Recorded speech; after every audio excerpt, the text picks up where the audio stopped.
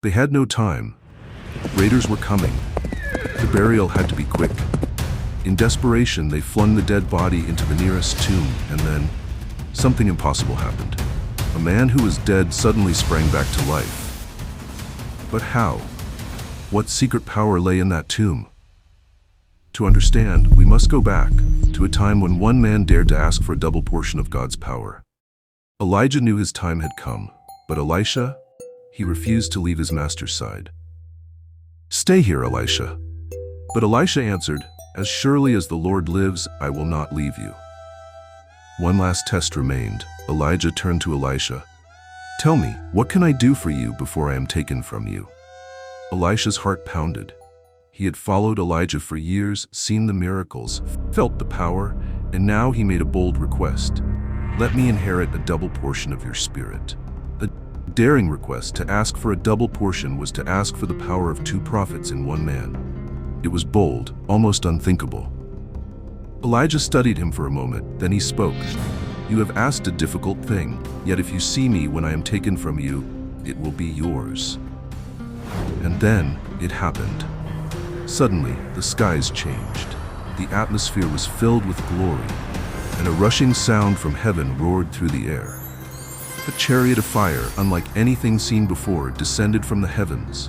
Elijah was swept up into the whirlwind. In an instant, he was gone. And something fell from the sky, Elijah's cloak. Elisha picked it up, his hands trembling. Was the power really his?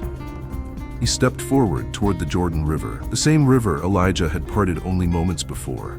He gripped the cloak tightly and struck the water. "Where now is the Lord, the God of Elijah?" Then, the river split in two. The double portion had begun. Elisha's miracles began. Healing poisoned waters, a widow's oil multiplying, a child raised from the dead, feeding 100 men with just a few loaves, the axe head that floated, healing Naaman of leprosy. Time after time, God's power flowed through Elisha. One by one, the miracles added up. 10, 11, 12, 15. But to fulfill the double portion, one more was needed. Elisha had performed 15 miracles, one short of the double portion. Then, he died. Unlike Elijah, there was no fiery chariot, no whirlwind, just silence. It seemed the double portion was incomplete. Until, years later, a group of men hurried through the valley, carrying a dead body. Raiders were coming. They had no time.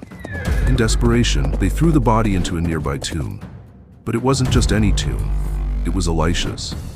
The moment the lifeless body touched Elisha's bones, the dead man sprang to life. Even in death, Elisha's final miracle was completed. 16 miracles, twice the power of Elijah, the double portion fulfilled, just as God had promised. Elisha didn't just follow Elijah. He pursued God's power with a hunger that couldn't be ignored.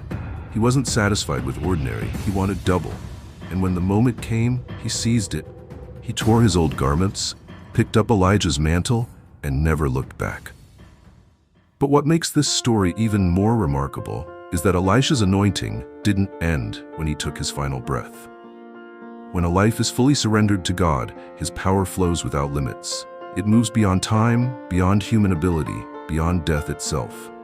Elisha asked for a double portion, and God gave it, until his very bones carried the weight of heaven's anointing. So now the question is, what are you asking for? Are you content with the ordinary, or are you ready to pursue something greater? Because when God finds a heart that is desperate, dedicated, and willing, his power doesn't just touch a life, it consumes it.